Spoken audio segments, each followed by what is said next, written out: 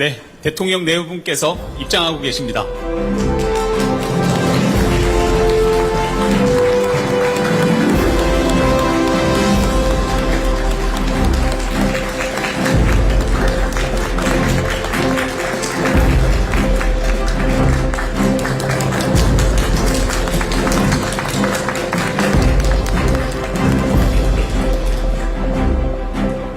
지금부터 극복을 현실로, 희망을 일상으로 만들기 위한 희귀질환 가족 현장 소통 행사를 시작하겠습니다.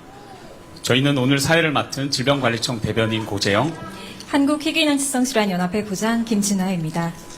오늘 행사에는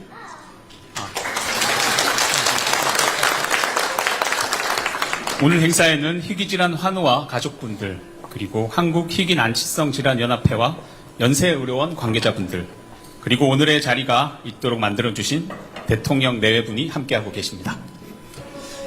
그러면 본격적인 행사 시작에 앞서서 대통령님의 말씀을 청해 듣겠습니다. 네, 여러분 반갑습니다. 그런데 많이 힘드시죠? 오늘이 또 마침 크리스마스 이브인데 정말로 성탄의 축복과 온기가 온 세상에 가득해야 될 텐데요. 아마 여러분들은 그 속에서도 매우 힘든 과정을 겪고 있다고 생각이 됩니다. 희귀질환자에 대한 치료 보장 문제는 여러분 개인으로서는 참으로 감내하기 어려운 문제일 것입니다. 극도로 소수이기 때문에 또 정부 정책으로 이걸 모두 책임진다고 하는 것도 너무 과도한 지원 아니냐는 반론들도 있고 또 관심도 매우 적기 때문에 지출되는 예산에 비해서 뭐라고 그럴까요? 그냥 경제적 필요성이나 이런 게 사실은 매우 적은 측면이 있습니다. 그러나 사람의 생명은 귀한 것인데 소수라는 이유로 배제되거나 또는 불이익을 입거나 소외되면 안 되겠죠. 참 어려운 문제입니다. 정부로서도 지금까지 상당 정도 희귀질환자들에 대한 정책적 배려를 해왔다고는 보여지는데 아마 여러분 입장에서는 당연히 충분하지 못할 것이고 이 상태에서도 매우 힘들 것으로 생각이 됩니다.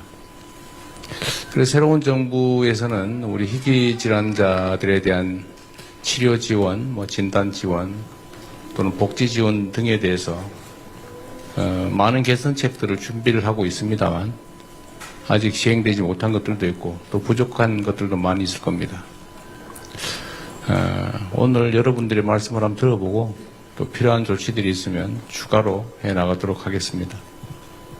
우리 의료진 여러분들도 희귀질환 환자들과 가족들 때문에 상당히 많은 고심을 또 고생을 하고 있을 것으로 생각이 됩니다.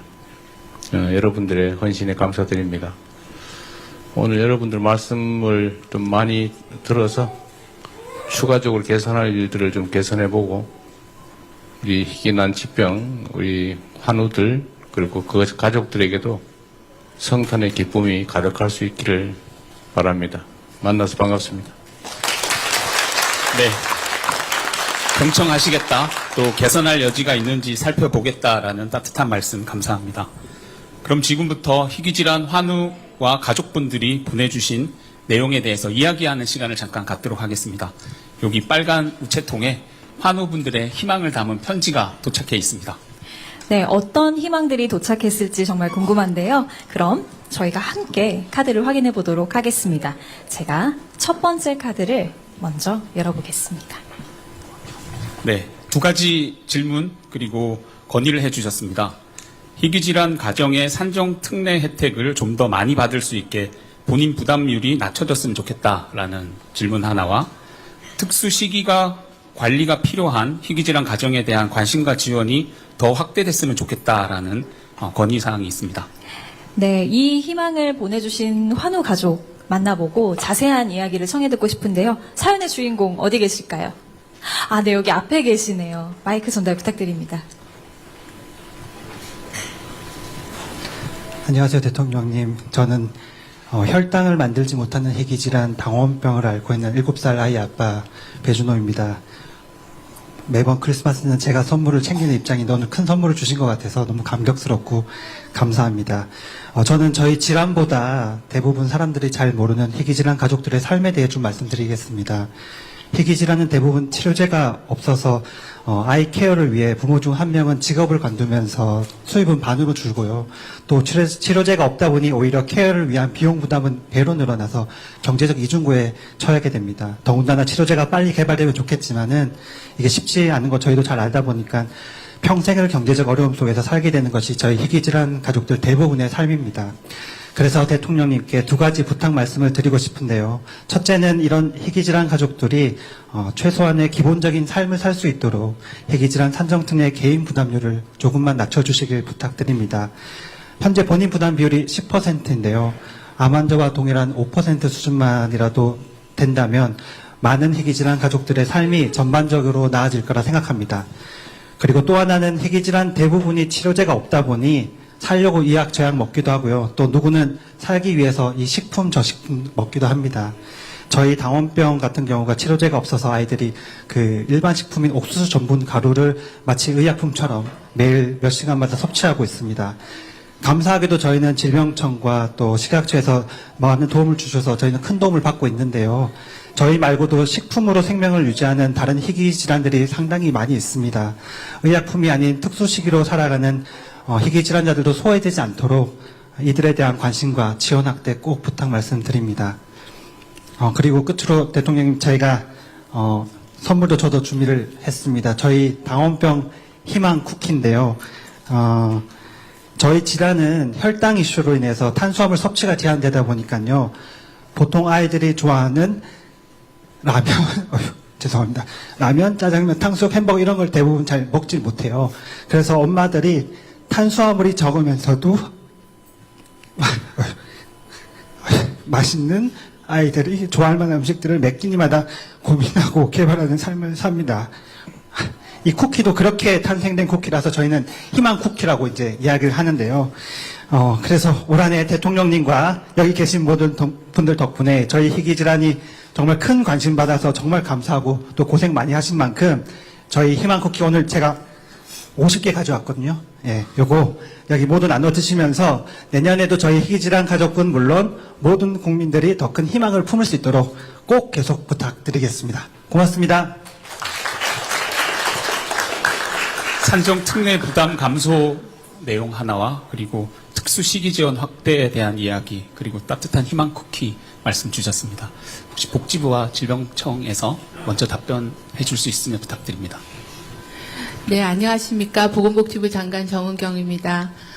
희귀질환을 갖고서 계시는 가족 여러분들께 위로 말씀드리고 또 정부에서 종합적으로 지원할 수 있도록 노력하겠다는 말씀 먼저 드립니다. 그 질의 주신 그 희귀 중증 난치 질환자에 대한 산정 특례가 현재는 10%인데 암 환자나 심뇌혈관 질환은 5% 정도로 좀 낮은 편입니다. 그래서 이제 국정과제에도 이미 희귀 질환자에 대한 본인 부담금을 낮추겠다라는 그런 내용이 들어가 있어서 저희가 세부 이행 방안을 만들고 있습니다. 그래서 재정 추계를 좀 해서 한꺼번에 5%로 할 건지 아니면 단계적으로 어떻게 할 건지에 대한 세부 방안을 만들고 있고요. 그 방안이 만들어지면은 또 희귀질환 연합회나 이런 데 통해서 의견 수렴하고 추진 계획 발표 드리고 상의 드리도록 그렇게 하겠습니다. 네, 안녕하세요. 질병관리청장 임승관입니다. 그 가족께서 말씀 주셨던 그런 당원병 하나에 대한 특수 옥수수 전분, 장기 지속형 옥수수 전분의 도입에 있어서는 사실 제일 중요했고 또 귀했던 일이 한우 단체와 우리 행정기관이 직접적으로 소통하면서 그런 일들을 이루었다는 것이 가장 의미가 있었던 것 같습니다. 어머님들이 아버님들이 아이들에게 그런 저혈당이 오지 않게 하기 위해서 새벽에 한 번, 두 번 일어나서 시기를 이렇게 좀 섭취시켜야 됐다는 얘기도 사실 아이 3명을 키운 아빠인 저도 처음 알았고 그런 부분들에 대해서 굉장히 깊이 공감이 되었습니다. 그래서 이런 일들이 이런 행정기관과 환우단체와 직접적인 그런 소통을 더욱 완화를 하면서 더 필요한 부분들도 찾고 또 우선순위가 무엇인지도 발견하고 이럴 수 있는 기회가 될 거라고 믿어 의심치 않습니다. 그리고 저희 이번 정부 들어서 새로 이제 발족한 기구 중에 이런 희귀질환 지원 정책협의회라는 기구가 올해 새로 발족을 했고 저희 청이 운영을 하면서 1차 회의도 개최를 했는데 그 안에서도 이제 이런 특수식 관련해서는 여러 산업계 의견도 듣고 환우단체 분들의 어떤 의견도 좀 들어서 연구도 하고 또 그 사업으로 이어질 수 있도록 최선을 다하겠습니다.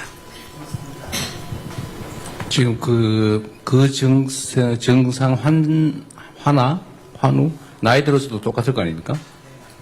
대한민국에 몇 명 정도 있어요? 현재 저희가 정확한 추산은 아니지만 200명 조금 200명. 네. 전 세계적으로 하더라도 수만 명에 불과한 거고. 알겠습니다. 감사합니다. 네. 두 번째 소식도 네, 뽑아주시죠. 두 번째 카드 한번 네. 넘어가 보겠습니다. 두 번째 질문은 희귀질환 환아의 치료와 관리에 필요한 의약 외품이 급여화되기를 하면서 말줄임표를 해주셨습니다. 아직 급여화가 안 된 부분이 있어서 어렵다는 말씀으로 이해됩니다.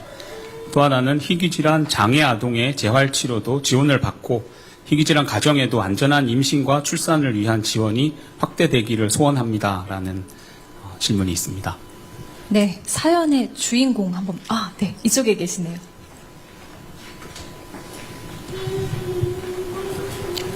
안녕하세요. 저는 선천성 담독폐쇄와 MBD5 결실, 염색체 결실로 반수체 기능 부전을 앓고 있는 7세 박서아의 엄마 최예슬입니다.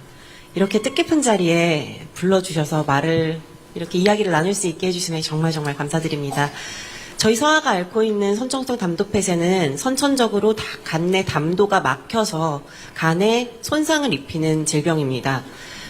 생후 한 달 내외로 카사이 수술을 진행을 하지만 70%의 친구들은 결국 간 경화로 인해서 간 이식까지 진행되는 병인데요. 저희 서아 또한 제 간으로 두 돌 때 이식을 진행을 했습니다. 하지만 이식을 진행을 했음에도 합병증과 이식 거부 반응으로 총 8번의 시술과 수술을 또 진행을 하게 되었었고요. 그 과정 가운데 힘들었던 부분들이 있어서 그 이야기를 하고자 합니다. 첫 번째는 의약 외품의 비급여 항목의 급여 지원 확대를 요청드립니다. 저희 아이가 8번의 시술과 수술을 진행을 하는 동안 몸에는 정말 작은 몸에 구멍을 너무너무 많이 냈었거든요. 네, 그 치료 과정 중에 드레싱이 꼭 필수적인 부분인데 이 부분이 비급여 항목이다 보니까 아무래도 가정에 좀 경제적으로 부담이 되었던 부분이 사실입니다. 그리고 두 번째는 희귀질환 장애 아동들의 재활치료 지원 확대를 부탁드리는 바입니다. 이 부분은 희귀질환 환우들 같은 경우에는 평생 집중적으로 장기적으로 재활치료를 받아야 되는 현실입니다. 그런데 현재 정부의 바우처 지원 사업 같은 경우에는 일반 장애 아동들을 기준으로 하고 있기 때문에 저희 아이들에게 그 항목이라든지 아니면은 그 지원금이라든지 이런 부분들이 아무래도 턱없이 부족한 게 현실입니다. 그래서 희귀질환 장애 아동들의 재활치료 지원 확대를 정말 간청드리는 부분이고요. 마지막 세 번째는 저는 둘째를 안전하게 출산을 했습니다. 근데 사실 처음에 둘째를 가졌을 때 서아의 희귀질환 중증 희귀 유전자 질환이 우려되어서 저는 고가의 비급여 유전자 검사를 진행을 하고 아이를 안전하게 낳을 수 있었거든요. 근데 실제로는 불임 지원, 난임 지원은 25회까지 가능하지만 유전 질환 예방을 위한 착상 전 유전 검사는 비급여 항목인 게 현실입니다. 그래서 그 고가의 유전 검사를 하지 못하고 그냥 임신 출산을 포기해 버리는 가정들도 굉장히 많습니다. 그래서 우리 희귀질환 환우 가정에서도 안전한 임신과 출산을 할 수 있도록 착상 전 유전 검사의 급여 지원 확대를 간청드리는 바입니다. 이상입니다. 네. 8번 하늘이 무너졌을 텐데 힘내주셔서 감사합니다. 환자 수는 몇 명 정도예요? 선천성 담도폐쇄 같은 경우에는 아무래도 조금 많은 편이긴 한데요. 그래도 아직까지 원인이 밝혀지지 않았고 국내에는 15,000명 중에 1명이 발병을 한다고 들었어요. 그리고 MBD5 전체 숫자에 대한 자료가 있어요? 저희가 이제 올해부터 사실은 등록 사업이라는 게 이제 올해 처음 아직은 시작돼서 아직 숫자를 전체적인 숫자에 확인을 못하는 상황이. 대해서는 네, 건보 자료로만 확인이 가능합니다. 네. 그 통계가 이 질병이 언제 생겼는데 아직까지 환자 통계도 없단 말이에요? 그래서 사실 이제 암 등록 사업 같은 좋은 선례가 있는데 희귀 질환에 있어서는 그런 정책적 여건이 아직 충분히 마련되지 않았고 올해부터 이제 시작을 본 사업으로 한 상황입니다. 그래도 이게 전국의 의료기관에 이런 증상으로 치료받은 담도 폐쇄면 당연히 뭐 수술 조치를 퇴원하자마자 해야 될 거 아니에요? 네, 한 달. 그 통계 자료가 없다는 게 이해가 안 되는데? 건강보험이나 산정특례를 적용하고 있기 때문에 그 환자 수 통계는 있는데요. 제가 질환별로 이게 질환 숫자가 많다 보니 질환별 알 건 안 통계를 기억- 가져오지 못했습니다. 네. 기억하기는 어려울 텐데. 근데 이게 환자 수가 어느 정도가 되는지도 정책 판단이 매우 중요한 요소일 텐데요. 네. 그런데 이게 이제 이 말씀하시는 부분들에 대해서 뭐 즉흥적인 대답을 다 드리기는 쉽지 않을 텐데 충분히 검토해서 우리 정책 방향에 맞게 준비는 하십시오 하는데 참 어려운 일이네요. 저도 준비된 게 있으면 말씀하십시오. 네, 보건복지부 장관 말씀드리겠습니다. 3가지 말씀 주셨습니다. 아무래도 수술 시술을 여러 번 해야 되고 계속 드레싱을 하셔야 되기 때문에 그런 치료 재료에 대한 부담이 크시다는 말씀입니다. 현재 그 장기간 드레싱이 필요하신 경우에는 기본적인 치료 재료 드레싱 치료 재료에 대해서는 급여가 적용 중인데 일부 상처를 고정하거나 보호용 치료 재료는 현재 비급여로 하고 있는 걸로 알고 있습니다. 그래서 이제 질환 특성을 좀 반영해서 반복적으로 해야 되는 경우는 비급여 품목을 급여화를 하는 방안을 적극적으로 검토해 보겠습니다. 두 번째는 재활 치료에 대한 말씀 주셨는데요. 현재 저희가 이제 이런 발달 재활 서비스를 이제 어머님 말씀 주신 대로 바우처를 월 26만 원 정도 범위 내에서 바우처를 제공을 하고 있는데 이제 일반적인 장애로 이렇게 뭉뚱거려서 지원을 하다 보니 희귀 질환의 특성이 반영된 그런 좀 재활로 특화된 걸 좀 만들어 달라라는 그런 말씀으로 이해를 했습니다. 저희가 내년에는 조금 예산을 늘려서 한 11만 명 정도 지원 예산을 갖고는 있는데요. 그 좀 특화된 서비스를 어떻게 하면 만들 수 있을지는 저희가 그 질환별 그 재활에 대한 수요를 좀 파악해서 맞춤형으로 재설계하는 방안을 검토해 보도록 하겠습니다. 마지막으로 말씀 주신 그 착상 전 유전 질환 검사는 아무래도 희귀 질환이 대부분이 유전 질환이기 때문에 이제 아마 모든 임신을 다 할 수는 없고 그 체외 수정으로 임신하신 경우에는 태아에 대한 그 검사를 태아가 아니라 그 배아에 대한 검사를 해서 좀 더 건강한 배아를 임신할 수 있는데 검사를 이제 하시는 상황인데 비용에 대해서는 아무래도 유전 질환의 특성이 있기 때문에 급여화할 수 있는 방법은 재정 추계나 방식이나 규모를 좀 산정해 보고 검토를 하도록 하겠다는 말씀드리겠습니다. 네. 세 번째 카드로 넘어가 보겠습니다. 네, 세 번째 카드를 만나보겠습니다. 감사 메시지가 도착했는데요.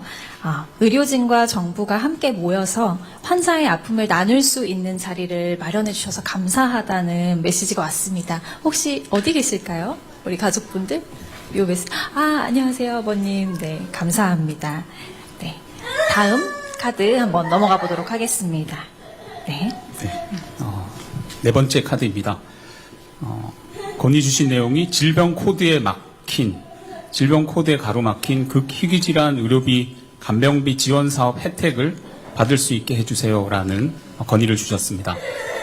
네, 극희귀 질환 의료비 간병비 지원 사업 혜택. 여기 계시네요, 어머님.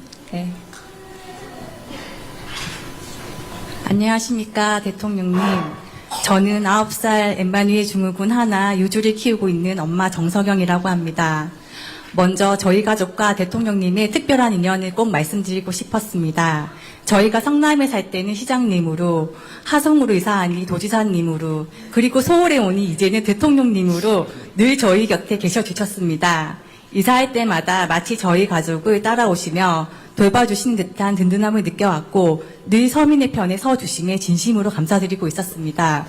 또한 김혜경 여사님께서 명지대학교 대학원에서 음악심리 치료 석사 과정을 밟으신 것으로 알고 있는데 저 역시 같은 명지대학교에서 음악심리치료사 1급 자격증을 취득했습니다.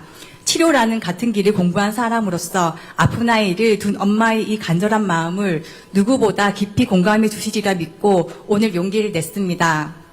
제 아이가 앓고 있는 엠마누엘 증후군은 대학병원 교수님조차 평생 몇 번 보기 힘들 정도로 극희귀 질환입니다.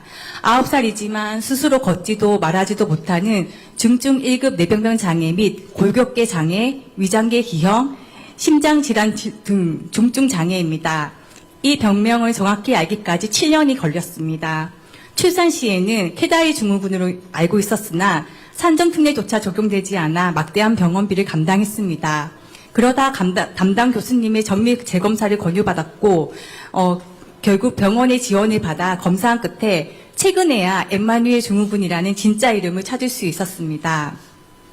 진단을 받은 후 조금은 나아질 거라 믿었지만 현실적인 벽은 여전했습니다. 현재 정부에서 중증 뇌병변 장애 아동들에게 매달 30만 원의 강변비를 지원하는 제도가 있는데 100여 개의 특정 질환 코드에 한정되어 운영되다 보니 제 아이처럼 그 목록에 포함되지 못한 극희귀 질환 아이들은 지원 대상에서 제외되고 있습니다. 아이는 분명 국가가 인정한 희귀 질환자이자 중증 장애인임에도 불구하고 행정적인 분류 체계의 한계 때문에 실질적인 도움을 받지 못하는 안타까운 상황입니다. 대통령님, 희귀질환 지원 체계가 현재의 질환 코드 중심에서 환자의 실제 중증도와 간병의 필요성을 포괄할 수 있는 방향으로 조금 더 유연하게 확장되기를 소망합니다. 100여 개의 코드를 넘어 제 아이처럼 사각지대에 놓인 극희귀 질환 환자들도 제도 안에서 따뜻한 보호를 받을 수 있도록 지원 대상을 늘려주세요. 대통령님께서 늘 강조하셨던 억울함 없는 세상이 저희 희귀 질환 가족들에게도 닿기를 소망합니다. 감사합니다. 이 얘기는 희귀질환 종류를 미리 정해놓고 거기에 하지 않으면 일단은 안 되다가 이걸 희귀질환으로 다시 인정받는 절차가 필요한 모양이죠? 네. 질병관리청장이 조금 설명드리겠습니다. 저희가 이제 의료비, 건강보험이나 본인 부담 의료비를 제외하고 간병비라거나 혹은 의료기기 이런 부분에 대한 지원 사업을 질병청에서 이제 진행을 하고 있습니다. 그래서 이제 저희가 매년 이제 요건에 부합하는 가구에게 지원을 30만 원씩 월에 하는데 이 부분이 이제 장애인 등록이라는 요건이 있고, 그 다음에 희귀질환이, 저희가 한 1,400종 정도 내외 정도가 있거든요. 근데 그 부분들 중에서 현재는 100개의 희귀질환, 극희귀질환이든 희귀질환이든 100개를 이제 그런 지적 요건을 갖고 있습니다. 근데 이것들을 계속 확대하는 것이, 이제 환우단체든 저희 청인들 같은 입장인데, 이게 좀 아무래도 예산 편성과 좀 연관이 있는 사안이어서 매년 이제 좀 조정을 하고 있습니다. 확대를 하고 있는데, 그럴 때 이제 저희가 좀 중요한 점은 이제 현실을 잘 아는 거겠죠. 어떤 상황이고 어디가 정말 우선순위가 있고 저희가 이렇게 나름의 기준으로 이제 질환을 선정할 때 어떤 문제들이 있는지에 대해서 잘 알아내는 것이 중요해서 저희가 26년도에는 좀 실태 조사를 그런 분야에 대해서 의료비 바깥 분야에 대한 실태 조사를 철저히 하도록 준비하고 있습니다. 네, 답변 감사드립니다. 한마디. 네네. 엠마누엘 증후군은 우리나라에서 10명이 채 안 되고 전 세계에서 300명 정도입니다. 네. 굉장히 극희귀한 질환이네요. 네. 그렇다면 또 이제 우리 환우분들 이야기를 들으시면서 저희 사단법인 한국희귀난치성질환연합회 김재학 회장님도 자리하셨는데 회장님께서는 어떤 생각을 가지고 계시고 또 어떤 것들 느끼고 계신지 좀 한 말씀 부탁드리겠습니다. 네, 안녕하세요. 먼저 이런 자리를 만들어주신 대통령님께 진심으로 감사드립니다. 지금 환자분들의 모든 목소리가 저희 연합회에는 공감되는 목소리고요. 바라는, 희망하는 목소리인 것 같습니다. 우리 희귀질환 환우들이 희망차고 밝은 미래를 꿈꾸며 성장할 수 있도록 대통령님께서 많은 관심을 가져주시면 감사드리겠고요. 저희 연합회장으로서 저도 환자들의 목소리가 잘 전해지도록 많은 노력을 하겠습니다. 감사합니다. 네, 회장님 말씀 감사합니다. 그럼 다음 카드 한번 네. 넘어가 볼까요? 네, 다음은 복지부 장관님께 보낸다 하면서 건의해 주셨습니다. 성인 환자의 치료제를 좀 빠르게 급여화해 주세요. 도와주세요라는 건의를 보내주셨습니다. 네, 치료제 굉장히 중요한 부분인데요. 사연의 주인공 어디 계실까요? 앞에 계십니다. 안녕하세요. 바쁘신 중에 이렇게 뜻깊은 자리를 마련해 주셔서 진심으로 감사드립니다. 저는 XLH 저인산 혈증이라는 이름조차 생소한 희귀질환을 30년 가까이 앓고 있는 송혜린입니다. XLH는 우리 몸에서 치아와 뼈를 만드는데 꼭 필요한 모기질인 인이 소변으로 과도하게 배출되는 유전질환입니다. 저는 장기간 복용해온 보존적 치료제의 부작용으로 작년 여름까지만 해도 혼자 침대에서 일어나 걷는 것조차 불가능해 24시간 누워 지내야만 했습니다. 부모님은 건강보험 적용이 되지 않는 치료비를 마련하기 위해 집까지 처분하시며 매달 1,000만 원이 넘는 고가의 치료제를 투약해주고 계십니다. 그 결과 저는 다시 혼자 걷고 일상을 살아갈 수 있게 되었습니다. 사실 저희 어머니는 2022년 치료제 건강보험 급여화를 촉구하는 국민청원을 하셨고 5만 명의 동의를 얻어냈습니다. 그러나 정작 그 청원의 당사자인 저는 3년이 지난 지금까지도 건강보험 적용 혜택을 받지 못하고 있습니다. 그 이유는 건강보험 적용이 18세 미만 소아 환자들에게만 적용되고 있기 때문입니다. 성인이 된다고 해서 유전적 결함이 사라지는 것은 아니며 오히려 질환의 고통은 더 심해집니다. 그럼에도 불구하고 성인이라는 이유만으로 환자들은 치료 접근권에서 배제되고 있습니다. 연령 기준으로 치료 기회를 제한하는 현실 속에서 저를 포함한 많은 희귀질환 환자들이 치료제를 눈앞에 두고도 사용하지 못하는 의료 사각지대에 놓여 있습니다. 대통령님, 치료비 때문에 치료를 포기하는 환자가 없는 나라를 만들겠다는 약속, 그 약속이 이번 크리스마스에 저희 희귀질환 환자들에게 가장 큰 선물이 되기를 간절히 바랍니다. 감사합니다. 네, 치료제 급여와 관련된 부분 말씀 부탁드립니다. 네, 송혜리님 말씀 감사합니다. 두 가지 말씀이신 것 같아요. 하나는 희귀질환자들의 치료제가 신속하게 보험에 급여 적용이 안 돼서 비급여로 치료해야 된다는 거랑 또 성인한테는 적용 안 하는 그런 급여 조건이 이상하다는 말씀이신데요. 저희가 이제 희귀질환자에 대한 신약들이 빨리 보험에 등재되게끔 그 보험의 등재 절차를 식약처 허가, 심사평가원의 평가, 그리고 보험에서의 계약 이 단계를 하나로 묶어가지고 기존에 한 330일 걸렸던 거를 100일로 단축하는 그런 계획을 얼마 전에 약가제도 개편 방안에 발표를 한 바가 있습니다. 그래서 필요한 희귀질환 치료제에 대한 조사를 하고 신속 등재될 수 있게끔 절차를 개선하고 도입하도록 그렇게 하겠습니다.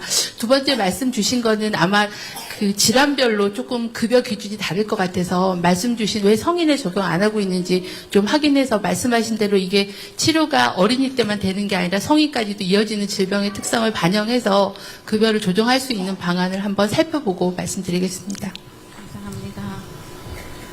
네, 그럼 6번째 카드도 열어보겠습니다. 네, 다음 카드를 너무 귀여운 말이 써 있는데요. 안녕하세요. 이재명 대통령 산타님. TV에서 봤던 분을 실제로 만난다니 너무 신기해요. 더 특별한 크리스마스가 될 것 같아요. 멋진 성탄 행사에 초대해 주셔서 고맙습니다. 메리 크리스마스. 담도폐쇄증 환우의 신서윤 환아가 이렇게 카드를 보내줬어요. 어디 있을까요, 서윤이? 서윤이 어디 있어? 서윤이, 너무 귀여운 또 핀도 하고 왔네요. 네, 너무 감사합니다. 드려야 되겠습니다. 네, 이건 직접 전해드릴 수 있도록. 나중에. 네, 바로 다음 카드 넘어가 보도록 하겠습니다. 네. 네, 다음 건의 내용입니다. 저는 활동 지원 서비스와 올해 시행된 본인 부담금 상한제가 도움이 많이 되고 감사한 제도인 것 같습니다. 라고 하시면서 많은 보호자들이 활동 지원 서비스 시간을 늘려달라고 호소해도 잘 안 되는 경우가 많은데요. 보호자들의 돌봄 부담을 경감시키는 활동 지원 서비스 시간 확대가 되기를 소망해 봅니다라는 건의를 주셨습니다. 네, 어디 계실까요? 사연의 주인공. 네, 이쪽에 계십니다. 안녕하세요. 저는 그 발언을 준비를 안 하고 그냥 오늘 즉석에서 써서 낸 건데 이렇게 돼서 감사합니다. 저는 그 코넬리아 드랑즈 증후군이라는 질환을 앓고 있는 14살 김시안의 엄마 김연경이라고 합니다. 반갑습니다. 저희 아이 같은 경우는 이제 그 태어났을 때부터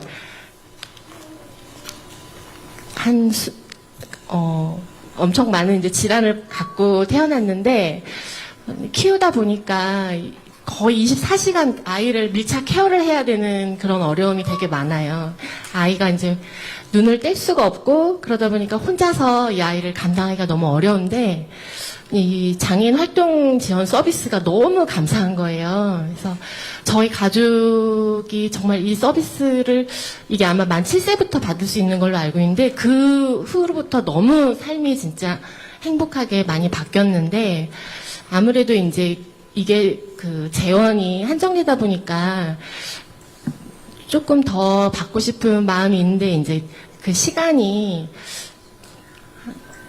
저뿐만 아니라 많은 분들이 좀 부족하다고 느끼시는 것 같아요. 그래서 장애 엄마들 얘기 많이 들어봐도 눈물로 호소해도 이거는 안 된대요. 아이가 아무리 자신을 뭐 자해를 하고 뭐 굉장히 위험하고 그래도 좀 시간 늘려달라고 아무리 이게 연금보험공단인가 거기서 심사를 저희가 봤는데 아무리 해도 안 된다고 하고 저는 이제 방학 때 조금이라도 좀 더 받고 싶어서 저도 이의 제기도 해보고 막 했는데 안 되더라고요, 그거는. 그래서 이번에 한번 소망을 담아서 적어봤습니다. 네.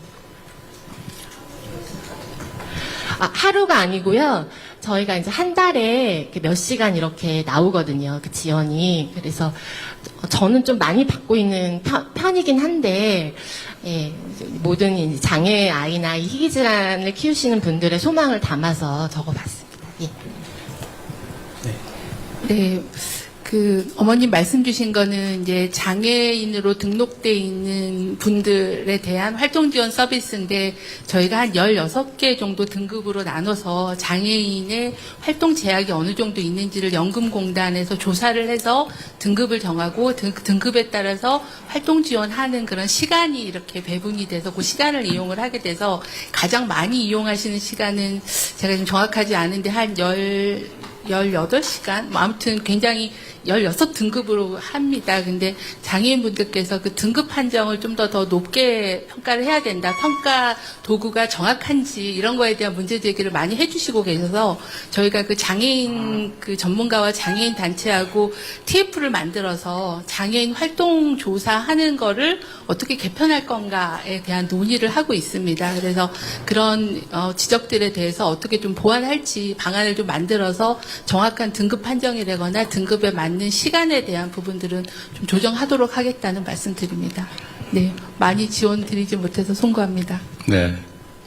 우리 어머니 입장에서 참 답답한 일일 거예요. 근데 어쨌든 국가 행정을 조금 책임지는 입장에서 보면 어떤 정해진 재원을 가지고 가장 중요하고 가장 급한 데부터 이렇게 집행을 해 나가는데 어쨌든 장애인 활동 지원 서비스 시간을 늘려달라는 민원은 뭐 희귀 환자뿐만이 아니라 장애인 사회 전반의 요구입니다. 요청인데 최대한 늘려보긴 하겠지만 어쨌든 정해진 예산 범위 내에서 해야 되는 것이라서 어쨌든 예산에 가용한 예산을 좀 늘리는 일, 결국 국가 경제 볼륨을 키우는 것. 두 번째는 이제 세수를 사실 우리 선진국 비해서는 조세 부담률이 매우 낮아서 조세 부담률을 전체적으로 우리 사회 구성원들 사이에 협의를 거쳐서 좀 늘려야 됩니다. 지금 우리 조세 부담률이 20% 이하로 떨어져 버렸는데 도로 선진국이 대개 한 224%. 우리가 지금 17%인가까지 떨어졌다는데 다시 아마 좀 올라가긴 할 겁니다. 이번에 저희가 이제 조세 감면된 거 이제 원상 복구하고 조금 올라가는데 하여튼 그것도 좀 올려야 되고요. 지출 항목 중에서 불효불급한 곳, 좀 쓸데없이 낭비되거나 특혜적으로 지출되는 부분을 저희가 최대한 좀 골라내는 중인데 그렇게 하면 좀 여력이 생기면 정말 우리 어머니처럼 꼭 필요한 영역에 지출을 조금씩 더 늘려갈 수 있을 거다. 그런 생각을 합니다. 좀 해보이고 좀 기다려 주시면 좀 나아지지 않을까 싶네요. 네, 조금만 붙여서 말씀을 좀 드리면 질병관리청이 국가에서 하고 있는 가장 중요한 일은 보건의료 정책의 근거를 이제 바르게 생산해서 이제 정책을 설계할 수 있도록 돕는 일이 저희가 겪는 가장 중요한 책무인데 아까 말씀드렸던 실태조사를 이 희귀질환에 대한 실태조사를 1년 단위로 올해부터 하고 있습니다. 올해도 이제 심층조사 항목에서 뭐 건강 상태 같은 기본조사 이외에 심층조사 항목에서 이제 간병, 돌봄 혹은 이동과 교통, 뭐 정신과 심리 같은 부분들, 즉 직접적인 건강에 이제 외부에 있는 요소들, 사회적인 요소들을 심층 조사하고 있고 그런 조사, 실태 조사 내용들은 잘 정리되면 이번 정부 들어서 새로 생긴 태스크포스가 있습니다. 그러니까 의료 환자 중심의 의료복지 연계 정책 수립을 위한 태스크포스가 TF가 복지부에 설치되어 있거든요. 저희들이 하는 실태 조사 내용들을 잘 정리해서 그 안에서 같이 논의하고 국가 정책으로 반영하도록 쓰겠습니다. 그리고 송혜리님 말씀 주셨던 이런 비급여 같은 부분들도 26년도 실태조사의 제일 중요한 이슈입니다. 그래서 비급여 항목들로 어떤 부분들을 곤란해하시고 고통받고 있는지도 잘 조사해서 정리해서 정부 안에서 아주 진지하게 논의하도록 하겠습니다. 네. 네, 다음 카드로 한번 넘어가 보겠습니다. 네. 네, 장관님께 보낸 질문 같습니다. 우리 아이가 아픈 곳이 많아서 잘 모르는 사람에게 맡기기가 어렵습니다. 활동 지원사 걱정 없이 가족이 아이를 제때 돌볼 수 있게 도와주세요라는 질문이 있습니다. 사연의 주인공, 네, 이쪽에 계십니다. 예, 대통령님 이렇게 만나 뵙게 되어서 정말 영광입니다. 저는 펠람 맥더미드라는 극희귀 질환을 가진 이찬호의 엄마 김선명입니다. 저는 오늘 2026년도 11월에 시범사업이 종료 예정인 활동지원사 가족지원 제도를 종료하지 않고 그대로 이어나갈 수 있도록 요청을 드리고자 이 자리에 섰습니다. 죄송합니다. 옆에 앉아있는 이 아이가 제 아들 찬우입니다. 찬우는 극희귀 질환인 펠람 맥더미드 증후군을 가지고 있으면서 뇌병변 장애, 지적 장애, 청각 장애를 가지고 있는 중증 중복 1급 장애 아동입니다. 또한 퇴행성이 동반된 뇌전증, 만성 기도 폐쇄성 폐질환, 대동맥 판막 폐쇄부전 등 29가지 질병을 가지고 있는 특별한 아이이기도 합니다. 그래서 저는 늘 고민하게 됩니다. 이 아이를 외부 활동지원사에게 맡기는 것이 과연 가장 안전한 선택일까 하는 것입니다. 저희 아이뿐 아니라 많은 희귀난치 아동들은 대부분 하나의 질환만이 아닌 복합적인 질병과 장애를 안고 살아가고 있습니다. 또 부모들은 아이의 안전을 위해서 늘 긴장 속에서 하루를 보냅니다. 그래서 저는 외부 활동 지원사만이 유일한 답이 아닐 수 있다라는 현실을 말씀드리고 싶습니다. 아이의 상태를 가장 잘 알고 작은 변화에도 즉각적으로 반응하며 응급 상황에서도 가장 빠르게 판단하고 대응할 수 있는 사람은 지금 이 순간에도 아이와 함께 살아가고 있는 가족입니다. 가족이 활동지원사로서 함께하는 선택이 아이의 안전과 안정을 지키는데 더 적합한 방식이라고 생각합니다. 대통령님, 중요한 것은 이 아이를 누구나 다 지킬 수 있다라는 것이 아니라 이 아이가 살아가는 동안 얼마나 안정되고 안전하게 삶을 이어갈 수 있느냐라고 생각을 합니다. 대통령님 내외분께서 크리스마스 이브날 저희 희귀난치 가족을 만나주신 것만으로도 굉장히 큰 선물을 받은 것 같습니다. 2026년도 11월에 종료 예정인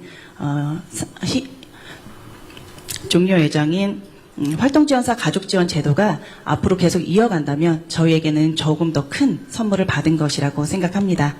이상입니다. 네, 복지부 장관 말씀드리겠습니다. 어머니 말씀 주신 대로 이제 장애의 특성을 반영해서 최중증 발달 장애인하고 희귀 질환자에 대해서는 가족에 의한 활동 지원을 2년 정도 한시적으로 운영하고 있어서 내년 10월까지 기간입니다. 그래서 그런 특성이 있기 때문에 이거를 원래 목적은 장애인에 대한 활동 지원을 하면서 가족 돌봄을 좀 사회 책임으로 넘기자라는 취지여서 활동 지원사에 대한 것들을 지원을 했는데 말씀드린 발달장애나 희귀질환은 가족에 대한 돌봄이 좀 더 필요한 상황이어서 2년간에 운영했던 것들을 성과를 좀 분석하고 또 부모님들의 의견들을 좀 수렴을 해서 이걸 어떻게 제도화할 건지 연장할 건지 하는 부분들을 결정을 하도록 하겠습니다. 그 과정에서 충분히 의견을 듣고 특성을 반영하도록 그렇게 노력하겠습니다. 이 문제는 사실 저도 판단이 좀 잘 안 서는 영역이던데 그런 거죠. 가족의 부양 의무와 국가의 보호 의무를 어떻게 조화시킬 것이냐인데 예를 들면 그런 것도 있어요. 나이든 부모님, 나이든 부모님을 부양 보호하는 것은 자식의 의무니까 요양보호사를 딸이 하면 안 된다. 딸이 하는 건 당연히. 근데 왜 다른 요양보호사를 부모를 모시면 안 되나? 근데 그 시간 제한이 있죠. 그 시간 제한이 있어요. 그건 옳지 않다는 대전제에 있는 거죠. 지금 이것 비슷한 것 같아요. 장애인 활동 지원사. 이것도 기본적으로 이제 국가가 누군가를 시켜서 장애인을 개호하는 일을 하는 건데 부모가 하는 건 당연하니까 부모는 의무적으로 하는 거니까 보상할 필요가 없다. 한편 맞는 말 같기도 하고 그 부모와 자식 간의 부양 의무라고 하는 건 어떻게 되는 거냐. 그런데 만약에 버려지면 어떡하냐. 부모가 그 역할을 안 하면 그러면 또 국가 공동체가 책임을 져야 된다. 근데 부모 입장에서는 남의 자식을 보호하면 돈을 받는데 내 자식을 하는 거는 왜 지원을 안 해주냐. 또 이런 얘기도 가능하죠. 결국 이게 개인들의 보호 의무, 부양 의무와 국가의 보호 의무가 어느 정도에서 절충을 해야 되는데 결국 그건 재정 능력에 또 달려있는 것 같아요. 쉽지 않은 의제인데 우리 국민들 여러분께서도 한번 고민을 한번 해봐 주십시오. 이게 이제 부모나 가족들의 부양도 국가가 보상한다 라고 하는 게 아마 양론이 있을 것 같아요. 그러나 또 아주 극히 예외적인 경우도 필요가 있겠죠. 뭐 부모가 능력이 전혀 안 된다든지 또 그것 때문에 생계를 못 한다든지 하면 그것도 가혹한 일이기도 하고 결국 국가의 보호 책임 능력을 강화해야 되고 그건 역시 아까 말씀드린 대로 재정 능력과 관련이 있죠. 결국 어느 선까지 보호할 거냐 여기까지만 할 거냐 여기까지 할 거냐 아니면 다 할 거냐 이거는 국가의 의지 문제도 있지만 결국 국가의 재정 능력에 관한 문제도 있다. 그럼 우리 공동체가 어느 정도를 같이 부담해 줄 거냐라는 것도 우리가 서구 유럽 선진국을 따라갈 것인지 아니면 각자가 알아서 하는 그런 시스템으로 자유주의 그야말로 초자유주의적인 나라로 갈 것인지는 결국 우리 국민들께서 선택할 문제인 것 같습니다. 지금 우리도 같이 고민을 해보고요. 그럼 이게 시범 실시 기간이 지났으면 끝난 거예요? 끝나고 다시 검토해서 한시적으로 26년 잠깐 10월까지 해본 하는데요. 그 사이에 내년에는 아마 그걸 26년 10월. 시간이 있으니까 내년에 평가를 좀 해서 이걸 연장할지 제도화할지 아마 하는 걸 좀 이어질 가능성이 많겠죠. 운영해본 결과를 좀 평가해보고 의견을 모으겠습니다. 알겠습니다. 네. 네. 혹시 추가적인 질문이 없으시면 넘어가겠습니다. 네, 네, 다음 다음. 사연 만나보겠습니다. 네. 네, 다음 카드입니다. 안녕하세요. 서울과 경기 지역에는 장애인 기저귀 지원이 50% 되는데 다른 지역은 지원이 안 된다고 합니다.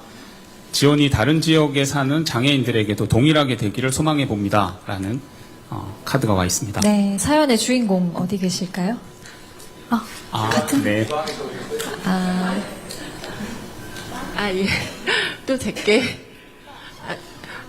제가 이제, 저희 환우회 대표로 이 자리에 이제 오게 되면서, 저희 그 환우회 회장님께서 전주에 살고 계시는데 제가 혹시 제가 발언할 기회가 생기면 뭘 말할까요? 그랬더니 이 얘기를 좀 전해달라고 해서 제가 적어 봤는데 또 이렇게 선정이 됐어요.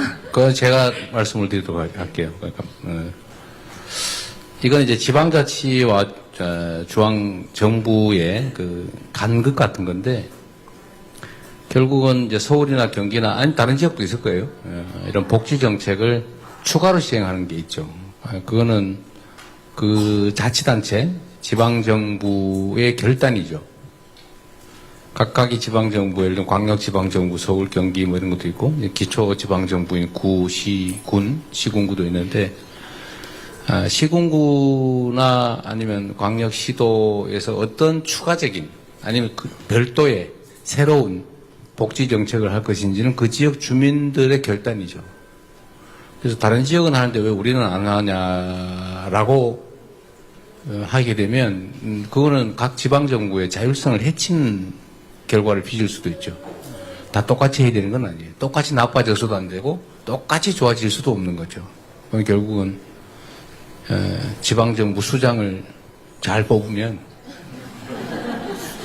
낭비 쓸데없는 데다 공사하거나 뭐 어디 빼돌리거나 아니면은 뭐 부정부패 이런 거 저지르지 않고 정말 효율적인 예산으로 잘 쓰면 똑같은 상황에서 전혀 다른 결과를 빚어내죠. 사실 우리가 실제 삶에서 보고 있어요. 어떤 시장, 어떤 뭐 구청장 또는 어떤 지사가 하느냐에 따라서 전혀 다르거든요. 정말 여력이 많습니다. 예산을 뭐 수조 원씩 이 매년 집행하기 때문에 수조 원, 수십조 원, 수백조 원 지급하기 때문에 잘 쓰면 그런 여지가 생기는데, 그거는 왜 다른 데는 안 하냐 이렇게 물을 게 아니라 왜 우리 동네는 안 하냐고 시장, 군수, 구청장, 시도지사에게 물어봐야 됩니다. 그래서 잘하는 데는 칭찬해 줘야죠. 그 어디 동네인지 모르겠는데 그 동네에 가셔서 이번에 내년에 선거 잘하라고 하십시오. 원래 저는 이제 김포에서 왔는데 김포도 지원이 안 됐었거든요. 근데 제가 아무리 전화를 해서 저도 내병변인데 해주시면 안 되냐 그랬을 때는 안 됐는데 시장님을 만날 기회가 있었어요. 그래서 제가 그때 서울은 되는데 저희는 안 돼요. 그러니까 그래요? 그러면서 해주셨어요. 행동하는 시민이 시정을 바꾸셨습니다. 네, 주권자의 결정이 중요하다라는 질문이었습니다. 4분 정도의 카드와 네. 또 건의가 남아 있습니다. 예. 네, 만나보겠습니다. 감사 인사가 도착했네요. 희귀질환자들이 소외되지 않도록 따뜻한 연말 행사에 초대해 주셔서 감사합니다라는 메시지 주셨습니다. 어느 가족이실까요? 시우? 고맙습니다. 네, 맨 앞자리에 앉아서 성실하게 자리를 지키고 있는 시우, 고맙습니다. 네, 다음 사연 만나보도록 하겠습니다. 네, 다음 건의입니다. 환자 동의하에 진료 과정에서 정보가 지속적으로 수집이 되고 또 그 자료를 바탕으로 전문가들과 정부가 함께 논의할 수 있는 통계 체계를 만들어 주세요라는 질문을 주셨습니다. 이 건의, 네, 말씀 부탁드립니다. 안녕하세요. 결절성 경화증을 앓고 있는 10살 박운찬의 아빠 박이철, 엄마 노은슬, 동생 박예나입니다. 이 귀한 시간을 위해서 대구에서 왔는데요. 대통령님을 먼저 만나뵈니 벌써 큰 선물을 받은 것만 같습니다. 결절성 경화증은 태어날 때부터 유전자 이상으로 몸 여러 곳에 혹처럼 결절이 생기는 희귀질환입니다. 우리 운찬이는 뇌, 눈, 피부, 심장, 신장에 결절이 있고 뇌전증과 발달장애도 함께 가지고 있습니다. 혈관종 제거, 뇌종양 제거 수술도 진행했었지만 질환 특성상 몸 전반에 계속 결절이 생기고 있습니다. 최근 항문과 성기에도 결절이 생겼지만 관련 사례를 참고할 수 있는 자료가 거의 없다 보니까 막막하고 두려움까지도 느낄 때가 많습니다. 얼마 전 다른 병원 공개 강좌에 참석했을 때 그 환자 데이터를 모으는 사업이 시작됐고 참여도 독려받았습니다. 하지만 그 병원 중 한 곳으로 진료를 옮겨야지만 참여가 가능하다는 조건이 있었습니다. 이미 여러 진료과를 다니면서 교수님과 신뢰와 기록이 오래 쌓인 주치병원을 옮긴다는 것은 실질적으로 너무 어려운 일입니다. 그 질병관리청에서도 희귀질환 데이터 수집의 필요성을 인식하고 진행 중이라는 이야기를 들었습니다. 하지만 지금 이 순간에도 정보 부재, 데이터 부족으로 치료에 어려움을 겪고 있는 저희 희귀질환 가족들에게는 그 속도가 너무 느리기만 합니다. 이 속도가 조금만 더 빨라지고 정보가 많이 늘어난다면 희귀질환의 치료 속도도 그만큼 빨라질 것입니다. 저희 가족에게도 그리고 다른 희귀질환 가족들에게도 그 기적이 일어나기를 진심으로 바라고 또 부탁드립니다. 네. 시도청에서 말씀 주시면 좋겠습니다. 질병관리청장이 말씀드리겠습니다. 아까 대통령님께서 지적하셨던 바로 그 내용과 이제 일맥하는 얘기이죠. 저희가 이제 현재 이 수많은 희귀질환의 현황을 알 수 있는 방법은 크게 두 가지가 있습니다. 하나는 건강보험의 여러 가지 통계를 분석하는 방법이 하나가 있고, 나머지는 이제 대부분 교수님들, 대학병원에 계신 연구자들이 이제 케이스들, 사례들을 모아서 또 연구하고 이런 방식으로 논문을 발표하고 이런 방식이 있죠. 근데 이런 부분들이 다 질병의 전체 현황을 일목요연하게 알기가 어렵고, 또 평균의 함정에 좀 쉽게 빠지게 만들고, 그리고 실제 암 같은 질병이라면 병기라는 개념들이 있잖아요. 그래서 각각의 건강 상태들을 우리가 파악하는 것이 한계가 있을 수밖에 없습니다. 그래서 등록 사업이라는 것이 상당히 절실했고, 국가암 등록 사업이라는 좋은 선험 사례가 있어서 벤치마크할 수 있는 좋은 선례도 있거든요. 국가의 암 정책이 아주 기반이 되는 튼튼한 토대가 되고 있는데, 저희가 좀 늦었지만 어쨌든 계속 노력해 와서 올해부터 이제 본 사업으로 등록 사업을 시작했고, 현재는 이게 의료기관에서 정확한 데이터를 좀 모아야 되기 때문에 의료기관 기반으로, 전문 의료기관 기반으로 등록 사업을 시작을 했는데, 현재 17개 전문기관이 지정돼 있어서 전체 대상군의 한 47% 정도의 자료를 모을 수 있는 상황입니다. 이건 부족하죠. 그래서 내년에는 상급 종합병원 전체를 좀 확대하려고 하고, 그 이후에는 이제 종합병원까지 확대해 가면서 이 대상을 좀 넓혀 가려고 합니다. 그리고 등록 사업을 통해서 알 수 없는 정보들도 있습니다. 각각의 생활에서 겪는 어떤 어려움들이 있는지, 또 경제적인 여건, 이런 것들은 등록 사업을, 의료기관 기반의 등록 사업은 알 수가 없잖아요. 그래서 제가 알고 있기로 환우단체 안에서도 스스로 자료를 만들고 생성하는 노력들을 하고 있다는 것을 듣고 되게 감명 깊었는데, 그런 자료들을 또 잘 활용할 수 있도록 긴밀하게 협력하고 상의하겠습니다. 네. 네, 답변이 되셨는지 감사합니다. 모르겠습니다. 다음 카드는 네, 이예준화나 보호자분께서 보내주셨습니다. 네. 이건 감사 인사와 감사 인사 함께 있습니다. 또 건의가 있으신 분인데요. 아이들이 밝은 세상을 볼 수 있게 크리스마스를 선물해 주셔서 감사합니다. 밝은 세상을 볼 수 있게가 포인트인 것 같은데요. 우리 예준이네 어디 있을까요? 네.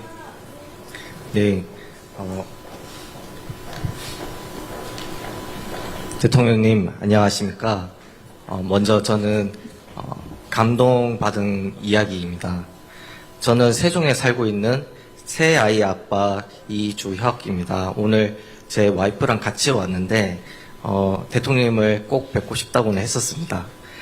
저희 아이들은 희귀 안질환과 유전성 질환을 가지고 있습니다.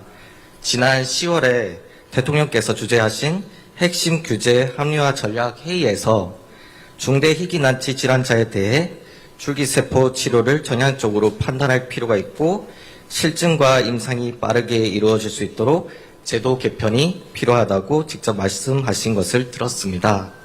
저희 부모들은 가장 힘들었던 것은 국내에서도 유전자 세포 치료의 원천 기술이 있는데도 현행법에 막혀 기약 없이 첨단 치료를 기다려야만 했던 5년 이상의 시간이었습니다. 우리도 환자 맞춤형 치료 재생 의료를 충분히 할 수 있고, 암 등 다른 질환에도 희망이라고 들었습니다. 또 바이오 안보에서도 매우 중요하다 들었습니다. 그런데 대통령 말씀과 함께 이번에 유전자 세포 선도화 전략 사업과 환자 중심 재생 의료 임상 연구 예산이 2026년도 예산으로 실제로 반영되었다는 소식을 한밤중에 들었을 때 저희 가족과 많은 하나 가족들이 감격을 받아 울었습니다. 저에게는 희망의 세상이 열린 것입니다. 국민주권정부의 효능감을 제대로 느꼈습니다. 이처럼 빠르게 현장의 이야기를 반영했고 정부가 앞으로 재정과 제도적으로 지원하고 유연하게 규제를 적용할 것 같아 기대가 큽니다. 남은 과제는 김영배 의원님이 발의한 첨생법 개정안이 국회를 통과하는데 이수진 의원님의 첨생법과 함께 국회 복지에서 좋은 결과를 기대하고 있습니다. 대통령님, 유전자세포 치료 관련 인프라와 환자 중심 임상연구가 잘 될 수 있게 지원을 해줄 것을 간곡히 당부드립니다. 마지막으로 제 막내 아이는 신생아 안전검사를 풍만병원에서 빠르게 해서 적절하게 수술을 해주어 실명을 막았습니다. 이처럼 신생아 선별검사 및 영유아 검진에서 신생아 안전검사, 담도 폐승증을 발견하기 위한 검사 카드 보급, 그리고 근육병 아이들을 위한 검사, 실시, 저인상 효선증 발견을 위한 구강 검진을 지금 있는 재원과 그 여러 가지 민간을 활용한다면 충분히 바로 시행할 수 있습니다. 아이의 인생과 그 가족이 겪게 될 고통과 사회적 비용을 미리 예방적 차원에서 할 수만 있다면 그거야말로 우리 또 다른 가족을 희귀난치성 질환으로 고통받지 않을 가족을 막을 수 있습니다. 크리스마스를 앞둔 오늘 저희 가족에게 이 시간은 기적에 가장 가까운 선물이 되었습니다. 진심으로 감사드립니다. 말씀 감사합니다. 진단과 치료에 대한 이야기였습니다. 네, 아버님이 저보다 훨씬 전문적이신 것 같습니다. 그 말씀 주신 그 희귀질환에 대한 치료는 이제 첨단 재생의료 치료로 좀 근원적인 치료를 하는 법을 많이 발굴하고 있고 이미 도입이 된 것들도 있습니다. 이미 도입된 건 너무 비용이 비싸서 이제 급여가 돼야 되는 게 있고 아직 도입이 안 된 부분도 있는데 말씀 주신 대로 지금 저희가 이제 세포 치료를 통한 유전자 치료는 첨생법으로 적용이 되는데 유전 물질을 직접 주입하는 거는 법에서 빠져 있기 때문에 그거를 포함하는 법 개정안이 올라가 있어서 아마 국회에서 논의하는 과정 중에 그런 부분들이 좀 정리가 될 것 같아서 저희도 적극적으로 같이 검토하도록 하겠다는 말씀드리고요. 또 이런 임상 연구하는 연구비 부분들도 일부 반영이 더 추가가 돼서 그런 부분도 지원할 수 있도록 살펴보겠습니다. 그 다음에 이제 이런 희귀질환을 신생아나 조기에 발견해서 적기에 치료할 수 있으려면 검진을 좀 확대하자는 그런 말씀이고 몇 가지 검사법을 제안을 해주셨는데 현재는 아시다시피 선천성 대사 이상 검사나 난청 검사 같은 거는 신생아들에게 적용을 하고 있는데 그 검사 범위를 어디까지 확대할 건가에 대한 거는 조금 판단하는 기준들이 좀 있긴 합니다. 검사법이 정확하냐, 또 비용도 따져봐야 되고 또 이후에 치료법 같은 것들도 따져봐야 되는 그런 기준들이 있기 때문에 그런 부분들은 수요를 좀 주신 거 포함해가지고 수요를 좀 파악해서 이걸 국가 검진화할 수 있는 거에 대해서는 좀 종합적으로 검토를 하도록 하겠습니다. 제안 감사합니다. 네, 감사합니다. 워낙 전문적인 말씀을 하셔서 이렇게 짧게 설명드리거나 답변하기 좀 어렵지만 그래도 몇 가지 좀 드리고 싶은 말씀이 청에서도 있습니다. 그러니까 저희 질병관리청에는 연구기관이 소속기관으로 있는데 국립보건연구원이라는 80년 역사가 있는 연구기관이 저희 청에서 있습니다. 여기에는 이제 또 국가 줄기세포은행이 있거든요. 이런 여러 가지 그런 줄기세포를 이용한 첨단 재생 의료에 대한 어떤 그런 연구들을 이제 중추적으로 해야 되는 기관인데 또 내년에는 저희가 희귀질환 환자에서 유래한 그런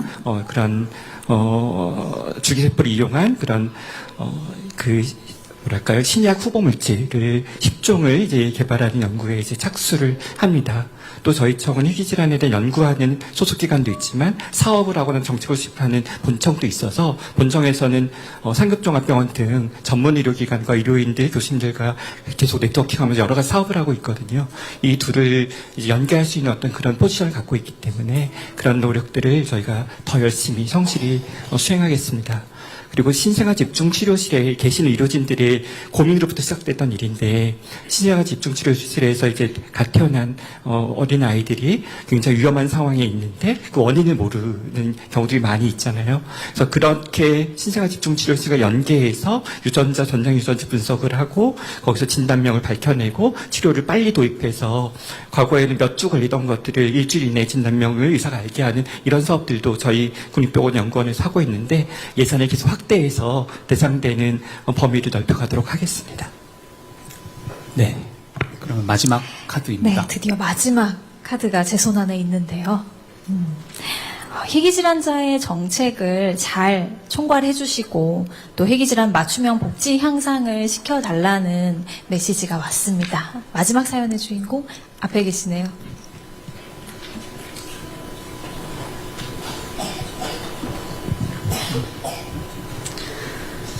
안녕하세요. 저는 열성 이영양형, 선천성 수포성 표피방해증 환자 권세론입니다. 2003년생이고 고려대학교 행정학과 2학번입니다. 작년 이맘때에는 여의도에서 응원봉을 들고 찬바람에 맞서며 대통령님과 함께했는데요.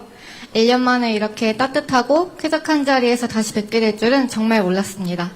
오늘부로 산타를 다시 믿어야 할 것 같습니다. 저와 같은 아형의 환자 대부분은 사춘기를 넘기지 못하고 세상을 떠나거나 중증 장애를 안고 살아갑니다. 그래서 우리는 남아있는 환우들을 생존자라 부릅니다.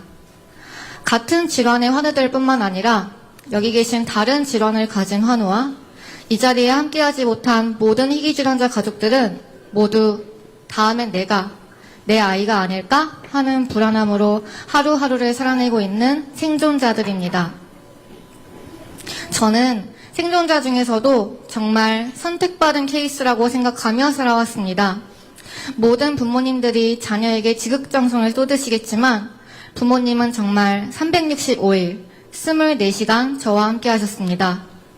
어머니는 피부 드레싱과 특수 시기 그리고 밤새 가려움에 시달리는 저를 케어하시느라 한 번도 통잠을 주무신 적이 없습니다. 아버지는 학교와 병원 등 모든 외출의 수행기사를 하느라 수차례 이직과 전직을 하실 수밖에 없었습니다. 저는 사교육을 받아본 적도 없습니다. 모든 어린이집과 학원 등에서 늘 거부당했기에 학습 또한 부모님의 몫이었습니다. 희귀질환자지만 장애인은 아니라는 이유로 초등학교 입학부터 고등학교 졸업까지 매년 학교 측과 교육청에 항의와 읍소를 하는 일도 역시 온전히 부모님의 몫이었습니다. 3개월 전만 하더라도 저는 행정고시를 준비하고 있었지만 지금은 내일을 기약할 수 없는 상황입니다. 지속적이고 반복적인 입안의 상처가 결국 암으로 발병했기 때문입니다. 오늘도 이 시간 이후 이곳 중입자치료센터에서 치료가 예정되어 있습니다. 대통령님의 워딩을 그대로 빌리자면 저희 가족의 삶 어디에도 국가는 없었습니다. 대통령님께 여쭙고 싶습니다. 대통령님께서는 희귀질환자이면서 장애인이 되지 않기 위해 안간힘을 쓰고 있는 시민, 장애인이면서 동시에 희귀질환을 가진 시민의 삶을 돌보기 위해 어떤 복지정책을 펼치실 계획인지 말씀해 주시면 감사하겠습니다.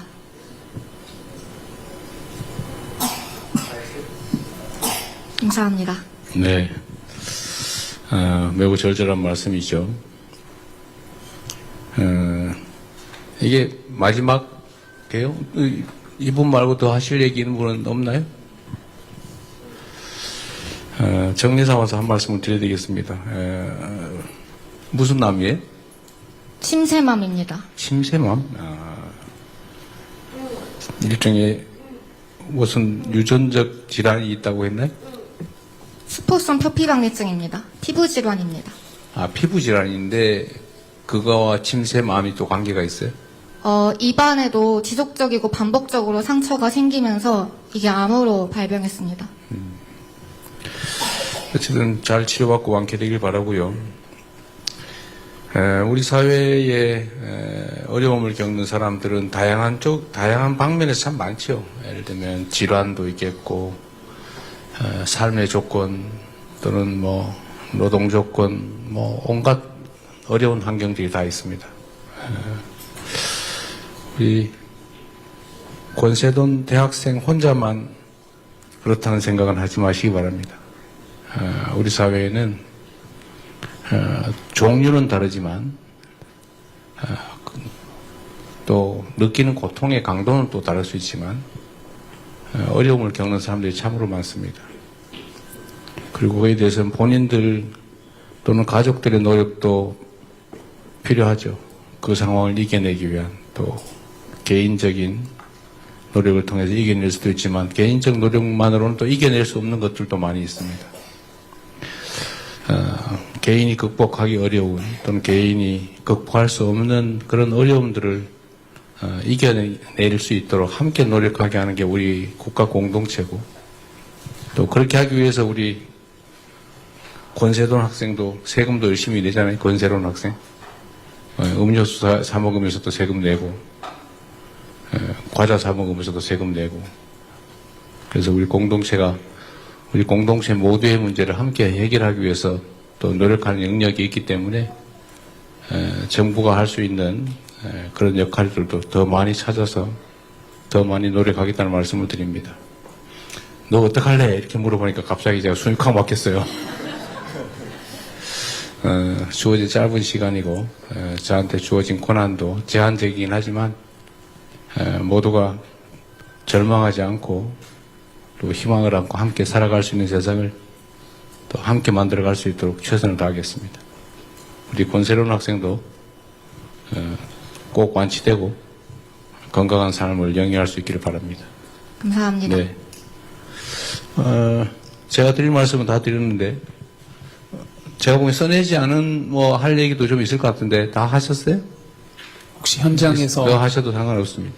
건의하시고 싶은 분 있으면 손 들어 주십시오. 경청할 준비가 되어 계신 것 같습니다. 네네.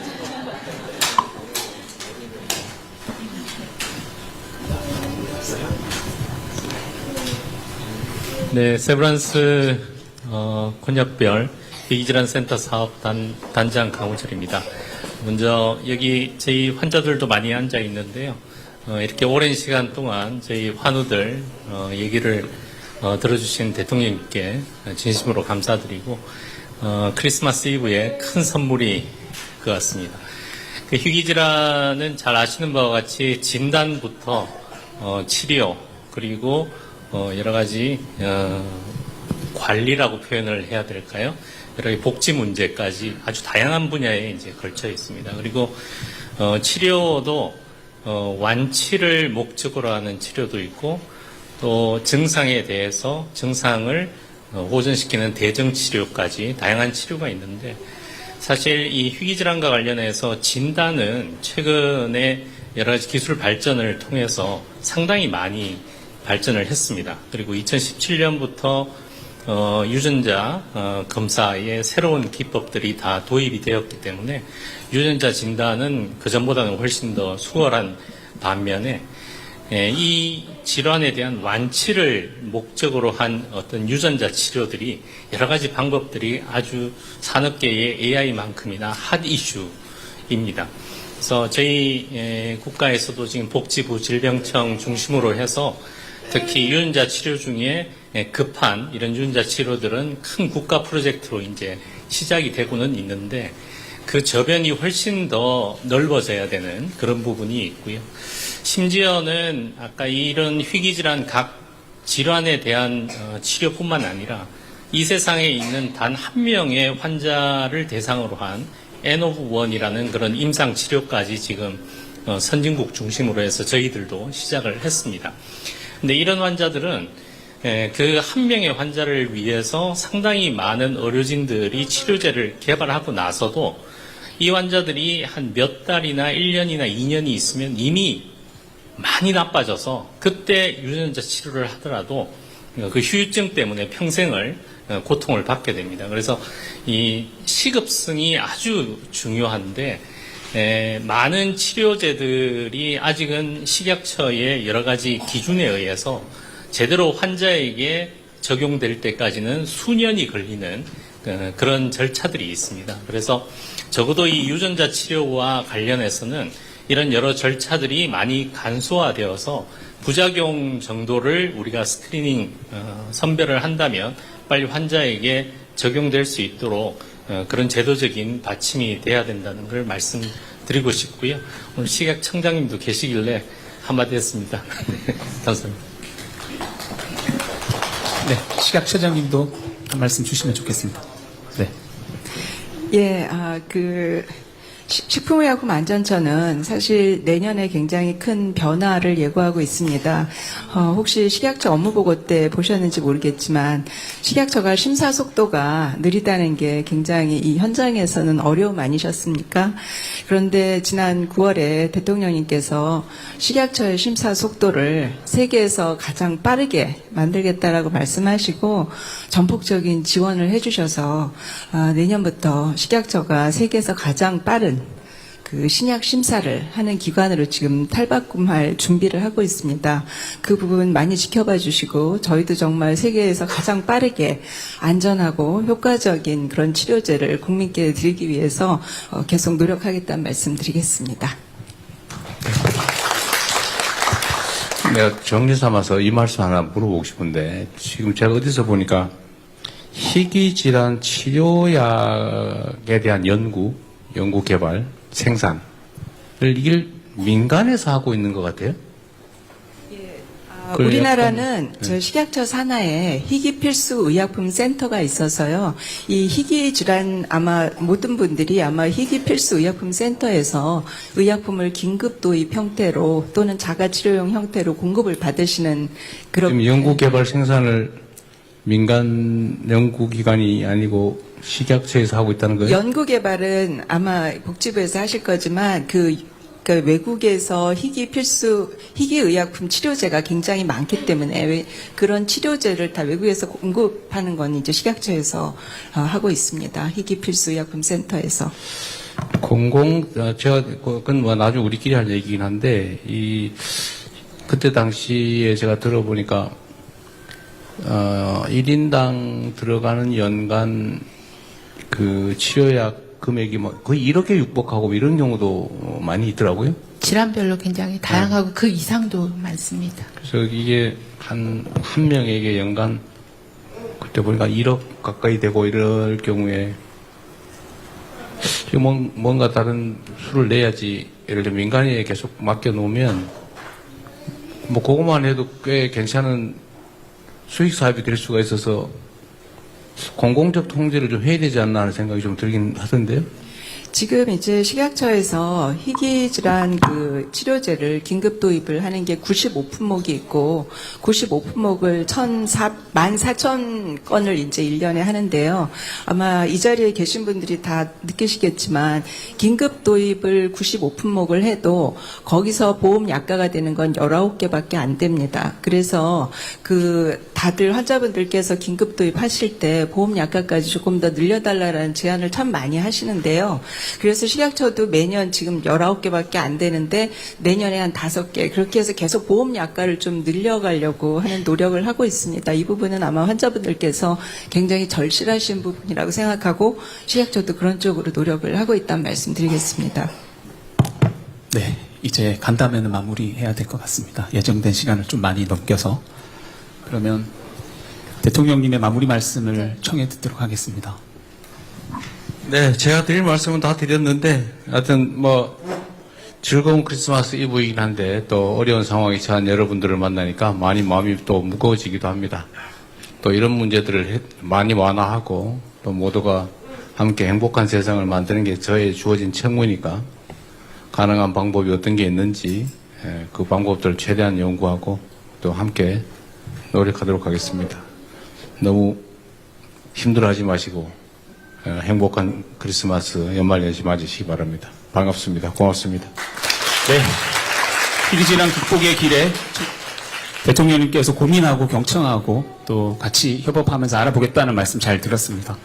대통령님의 오늘의 동행이 환우분들에게 좋은 등불이 되고 또 더 나아가 횃불이 될 것이라고 믿습니다. 그러면 이것으로 현장 소통 간담회는 마치도록 하겠습니다. 기자단 분들께서는 퇴장해 주시면 좋겠습니다.